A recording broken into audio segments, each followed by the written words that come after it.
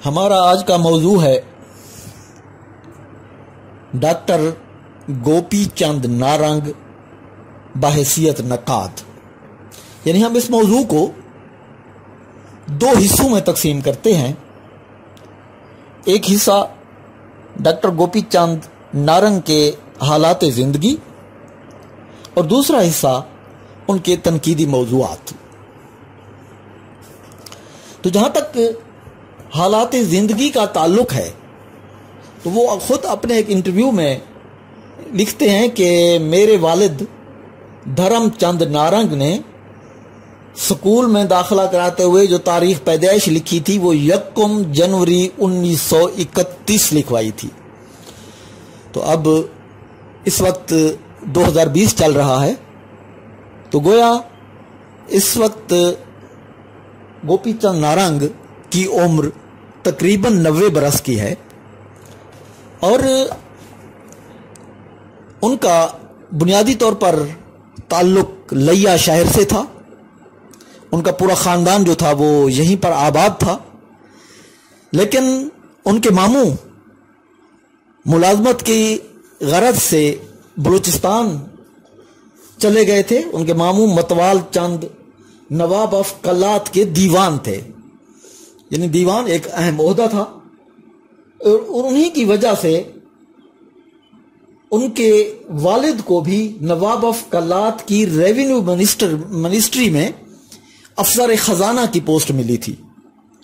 تو گویا ان کے والد بھی بلوچستان میں رہا کرتے تھے اور وہ کہتے ہیں کہ میرے والد کا ہر 2 سال بعد تقریباً تبادلہ ہو جاتا تھا ایک جگہ سے دوسری جگہ. تو ان کی جو پیدائش ہے وہ دکی بلوچستان میں ہوئی. یہ دکی جو ہے یہ لورالائی کے قریب ایک شہر ہے. پہلے تو تحصیل ہیڈ کوارٹر تھا لیکن اب یہ ضلعی صدر مقام ہے. تو بلوچستان کے مختلف شہروں میں گوپی چند نارنگ نے اپنا بچپن گزارا اور 5ویں جماعت کے بعد وہ باقاعدہ طور پر لیا میں شفٹ ہوئے. یعنی پرائمری کے بعد جب لیا آیا تو یہاں مختلف اساتذہ سے انہوں نے علم حاصل کیا. تو اس حوالے سے وہ ایک استاد کو خاص طور پر کریڈٹ دینے کی کوشش کرتے ہیں. کہتے ہیں کہ پرائمری کے بعد میں لیا چلا آیا، زیادہ وقت لیا ہی میں بسر ہوا. اردو لازمی مضمون تھا اور سنسکرت جو تھا وہ اختیاری تھا. اردو کے استاد مولوی مرید حسین تھے. ویسے تو کئی اساتذہ نے شفقت کا سلوک کیا اور ان کے احسانات کبھی سبق دوش ان سے میں نہیں ہو سکتا، وہ لکھتے ہیں. لیکن سب سے زیادہ شفقت استاد مولوی مرید حسین کی تھی. وہ مجھے لائبریری سے کتابیں لا دیتے. اردو سے محبت کی پہلی چنگاری انہی نے روشن کی. میرے اندر ادبی ذوق انہی کی بدولت اجاگر ہوا. میٹرک کے دوران وہ یہ بھی بتاتے ہیں کہ ان کی دوستی کشفی ملتانی کے بھانجے ریاض انور سے ہو گئی. یہ ریاض انور ایک اہم ادیب اور شاعر کے طور پر معروف تھے جن کا تعلق دادا دین پناہ سے تھا. تو وہ یہ بھی کہتے ہیں کہ وہ ہمارے سکول کے ہیڈ ماسٹر فقیر اللہ بخش کے بیٹے تھے. یعنی اللہ بخش ان کے والد اللہ بخش یہاں اس وقت ہیڈ ماسٹر ہوتے تھے گورنمنٹ ہائی سکول لیا میں. تو ایسے میں یہ دونوں ایک ساتھ پڑھتے تھے. اور گوپی چند نارنگ یہ بھی بتاتے ہیں کہ 1946 میں انہوں نے میٹرک کا امتحان دیا اور میٹرک کا امتحان دینے کے بعد انہوں نے اپنے سکول میں پہلی پوزیشن حاصل کی تھی.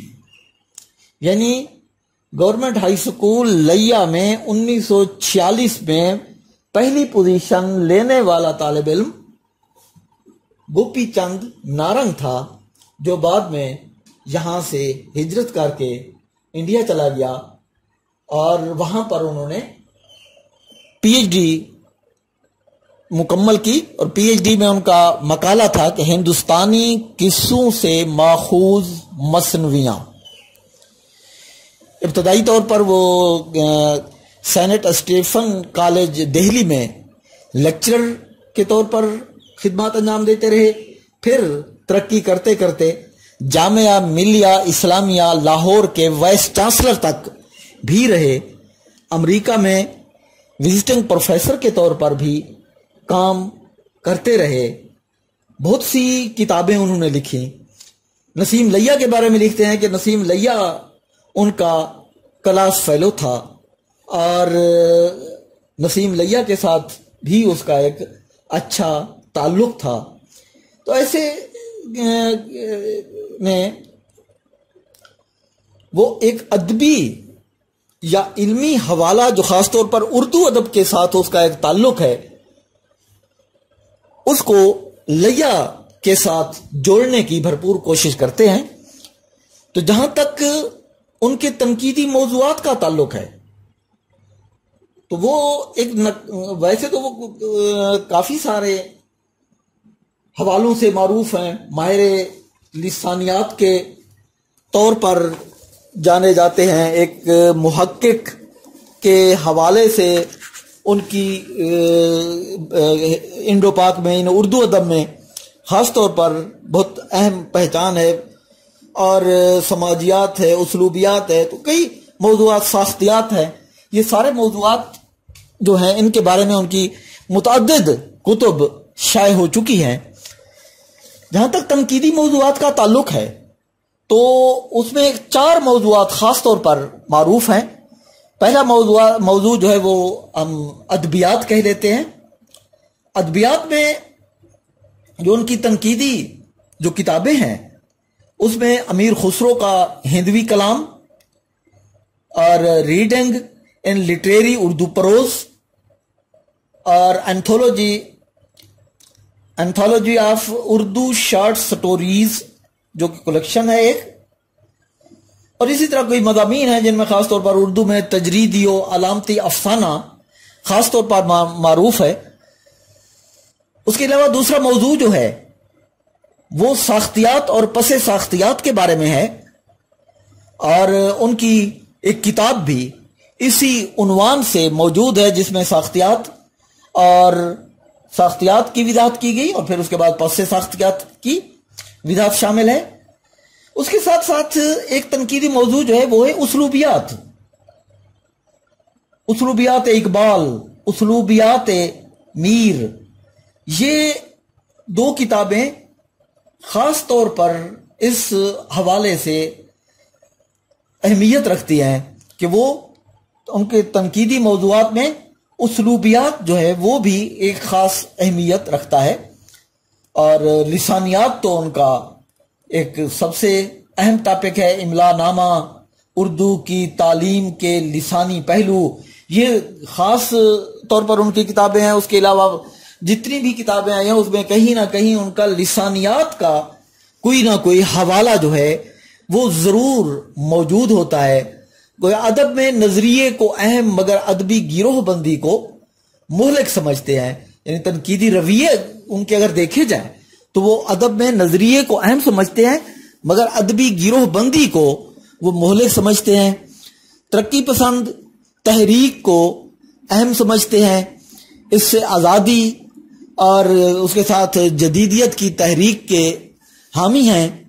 سنجیدہ اور ذی علم نقاد ہیں، فنکاروں اور فن پاروں کو مختلف طریقوں سے پرکھنے کی کوشش کرتے ہیں، یعنی کہ صرف فن پارے کو فنکار کے حوالے سے پرکھنے کی بجائے فن کے حوالے سے پرکھنے کی کوشش کرتے ہیں، کیونکہ فن اور فنکار ظاہر 2 الگ الگ چیزیں ہیں۔ فنکار اہم ہو سکتا ہے کہیں تو اس کا فن پارا جو ہے وہ زیادہ اہمیت بعض اوقات نہیں رکھتا، بعض اوقات ایسا ہے کہ فن پارا زیادہ اہمیت رکھتا ہے تو فنکار جو ہے وہ زیادہ اہمیت نہیں رکھتا۔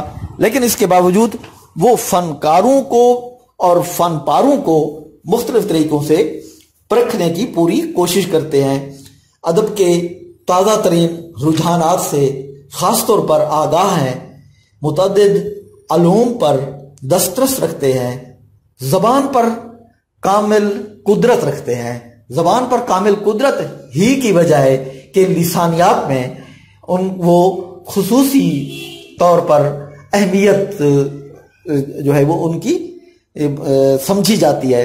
اردو ادب میں ماہر لسانیات کے طور پر جانے جاتے ہیں۔ تو بہرحال ان کے تنقیدی موضوعات میں ادبیات، ساختیات اور پس ساختیات، اسلوبیات اور لسانیات، یہ یعنی ادبیات، ساختیات اور پس ساختیات، اسلوبیات اور لسانیات، یہ چار موضوع جو ہیں یہ خاص طور پر اہمیت کے حامل ہیں۔ ملیہ اسلامیہ لاہور کے وائس چانسلر تک بھی رہے، امریکہ میں وزٹنگ پروفیسر کے طور پر بھی کام کرتے رہے، بہت سی کتابیں انہوں نے لکھی۔ نسیم لیہ کے بارے میں لکھتے ہیں کہ نسیم لیہ ان کا کلاس فیلو تھا اور نسیم لیہ کے ساتھ بھی اس کا ایک اچھا تعلق تھا۔ تو ایسے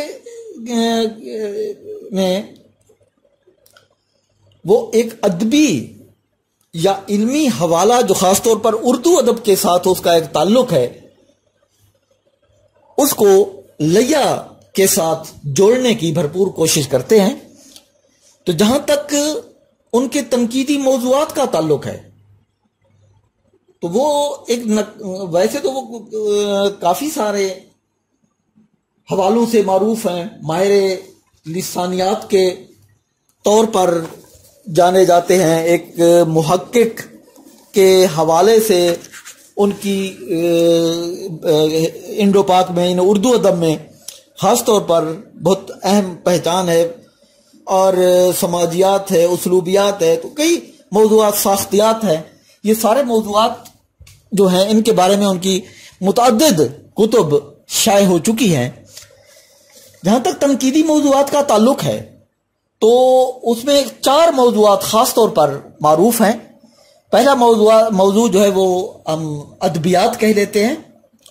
ادبیات میں جو ان کی تنقیدی جو کتابیں ہیں اس میں امیر خسرو کا ہندوی کلام اور ریڈنگ ان لٹریری اردو پروز اور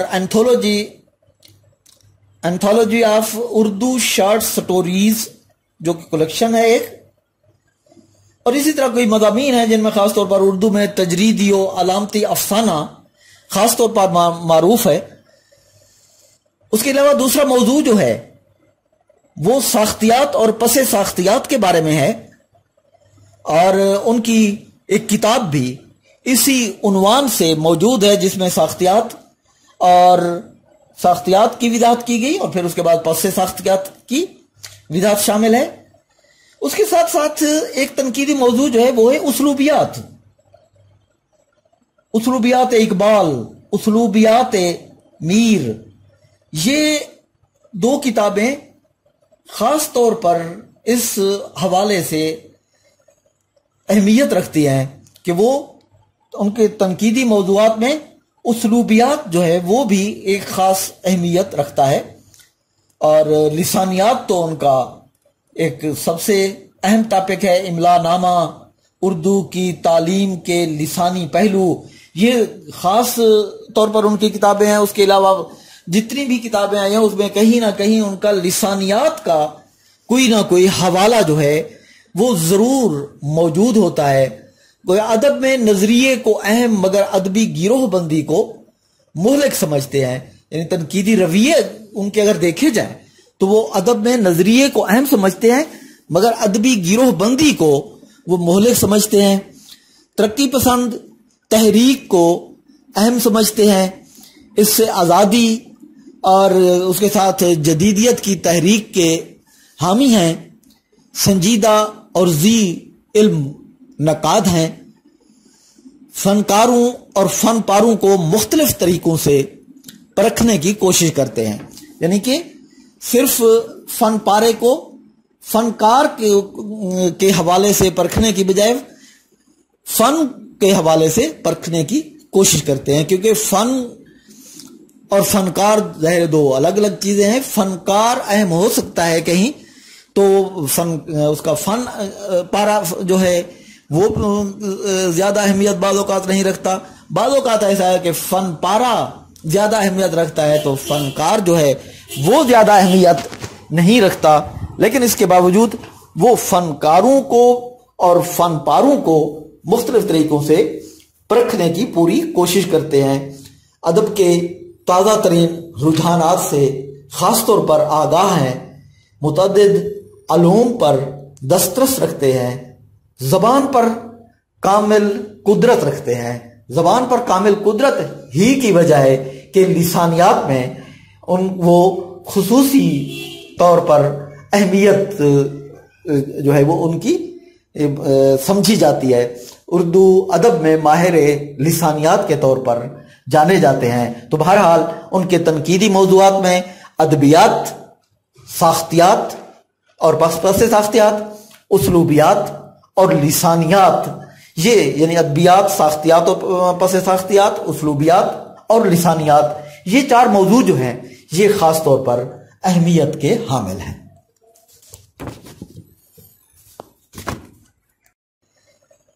اہمیت رکھتی ہیں کہ وہ ان کے تنقیدی موضوعات میں اسلوبیات جو ہے وہ بھی ایک خاص اہمیت رکھتا ہے، اور لسانیات تو ان کا ایک سب سے اہم ٹاپک ہے۔ املا نامہ، اردو کی تعلیم کے لسانی پہلو، یہ خاص طور پر ان کی کتابیں ہیں۔ اس کے علاوہ جتنی بھی کتابیں آئی ہیں اس میں کہیں نہ کہیں ان کا لسانیات کا کوئی نہ کوئی حوالہ جو ہے وہ ضرور موجود ہوتا ہے۔ ادب میں نظریے کو اہم مگر ادبی گروہ بندی کو مہلک سمجھتے ہیں، یعنی تنقیدی رویے ان کے اگر دیکھے جائیں تو وہ ادب میں نظریے کو اہم سمجھتے ہیں مگر ادبی گروہ بندی کو وہ مہلک سمجھتے ہیں۔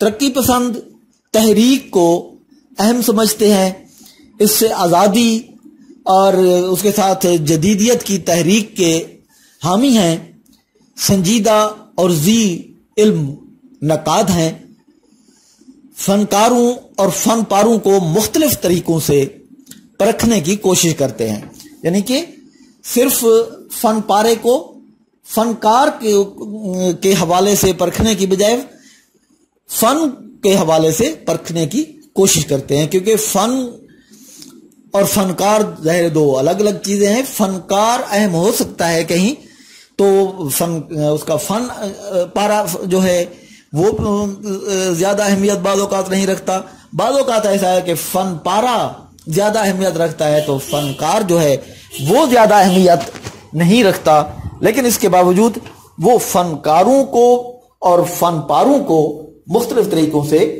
پرکھنے کی پوری کوشش کرتے ہیں، ادب کے تازہ ترین رجحانات سے خاص طور پر آگاہ ہیں، متعدد علوم پر دسترس رکھتے ہیں، زبان پر کامل قدرت رکھتے ہیں۔ زبان پر کامل قدرت ہی کی وجہ ہے کہ لسانیات میں وہ خصوصی طور پر اہمیت جو ہے وہ ان کی سمجھی جاتی ہے۔ اردو ادب میں ماہر لسانیات کے طور پر جانے جاتے ہیں، تو بہرحال ان کے تنقیدی موضوعات میں ادبیات، ساختیات اور پس ساختیات، اسلوبیات اور لسانیات، یہ یعنی ادبیات، ساختیات اور پس ساختیات، اسلوبیات اور لسانیات، یہ چار موضوع جو ہیں یہ خاص طور پر اہمیت کے حامل ہیں۔ فنکار ظاہر دو الگ الگ چیزیں ہیں، فنکار اہم ہو سکتا ہے کہیں تو اس کا فن پارا جو ہے وہ زیادہ اہمیت بعض اوقات نہیں رکھتا، بعض اوقات ایسا ہے کہ فن پارا زیادہ اہمیت رکھتا ہے تو فنکار جو ہے وہ زیادہ اہمیت نہیں رکھتا، لیکن اس کے باوجود وہ فنکاروں کو اور فن پاروں کو مختلف طریقوں سے پرکھنے کی پوری کوشش کرتے ہیں، ادب کے تازہ ترین رجحانات سے خاص طور پر آگاہ ہیں، متعدد علوم پر دسترس رکھتے ہیں، زبان پر کامل قدرت رکھتے ہیں، زبان پر کامل قدرت ہی کی وجہ ہے کہ لسانیات میں وہ خصوصی طور پر اہمیت جو ہے وہ ان کی سمجھی جاتی ہے، اردو ادب میں ماہر لسانیات کے طور پر جانے جاتے ہیں۔ تو بہرحال ان کے تنقیدی موضوعات میں ادبیات، ساختیات اور پس ساختیات، اسلوبیات اور لسانیات، یہ یعنی ادبیات، ساختیات اور پس ساختیات، اسلوبیات اور لسانیات، یہ چار موضوع جو ہیں یہ خاص طور پر اہمیت کے حامل ہیں۔ زبان پر کامل قدرت ہی کی وجہ ہے کہ لسانیات میں وہ خصوصی طور پر اہمیت جو ہے وہ ان کی سمجھی جاتی ہے، اردو ادب میں ماہر لسانیات کے طور پر جانے جاتے ہیں۔ تو بہرحال ان کے تنقیدی موضوعات میں ادبیات، ساختیات اور پس ساختیات، اسلوبیات اور لسانیات، یہ یعنی ادبیات، ساختیات اور پس ساختیات، اسلوبیات اور لسانیات، یہ چار موضوع جو ہیں یہ خاص طور پر اہمیت کے حامل ہیں۔